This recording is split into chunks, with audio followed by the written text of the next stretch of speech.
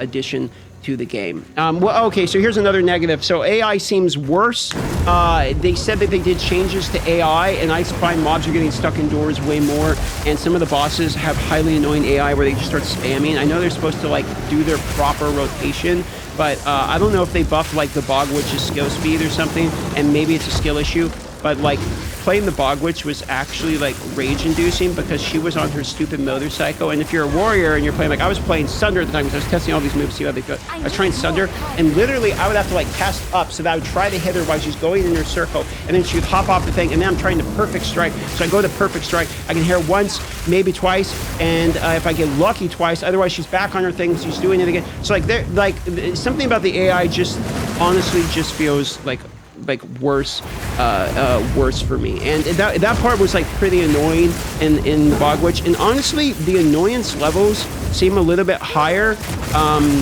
than before. Like Act 3, the map size thing, I see people talk about this all the time about map size, and I think that really boils down to like the Act 3 maps in particular are pretty annoying because they both have annoying mobs and annoying the size of the maps, and just there's just too many annoying things in general. Like sea hags are annoying, on-death explosions are common and annoying.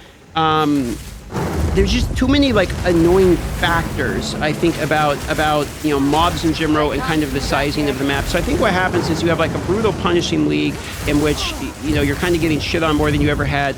Some of your builds got nerfed, or some of the abilities are feeling worse and nerfed. You have the annoying like white mob minions who are like exceptionally tanky type of situation, and then you're just running into all of, you know, you're running into all of these factors at the same time. And at some point, people are just feeling pissed off because they ask themselves, like, I'm playing a video game, when does the fun begin? And instead of like, oh, like you're having this moment of like, there's a difficult, annoying moment, and you overcome it, and you feel a sense of like, oh my God, I did it.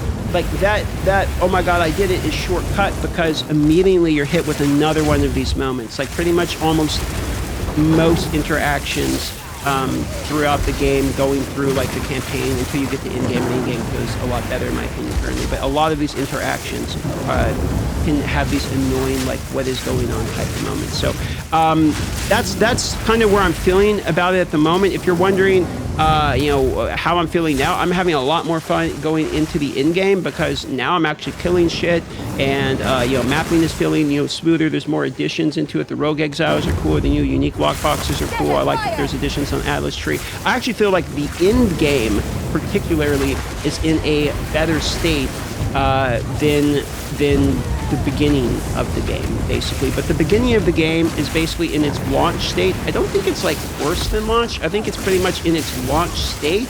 And players that didn't like it on launch aren't going to like it now. So you're going to have a lot of people that come back because they're like, I didn't like it at the launch of the game. I'm going to come back and try it again. And they're still going to be like, this is still the same thing. And so they're still not going to like it. And then players that didn't like it on launch but liked it after they made the patch changes and all of that going into the game, they're probably thinking, oh, okay, well, like, you know, they're going to continue to go that direction and kind of rebirth it a little bit, and now they're not going to like it because it feels like harder than a patch that they think already solved some of the issues that were like re-implemented into the game.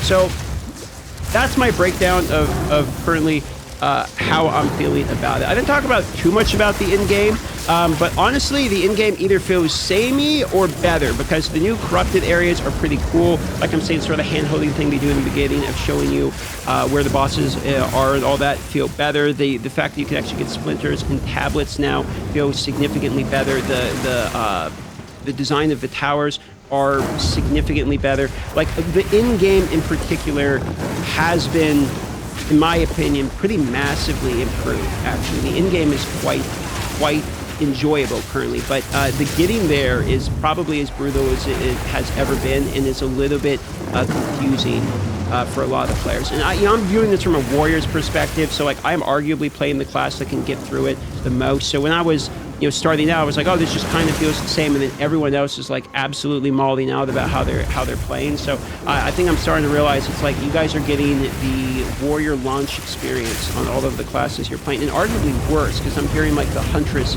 on Startup. I gotta play through the Huntress, but I'm hearing the Huntress on Startup is currently just not enjoyable at all to play right in the beginning. But I'm also hearing contradicting points. Some people are like, oh, I'm able to blast through it, but it's I've got to figure that one out for myself. So I'm probably going to start a ritualist next to actually see how I'm feeling about spears and sort of the Huntress, you know, in Chimera. But these are just kind of my raw thoughts.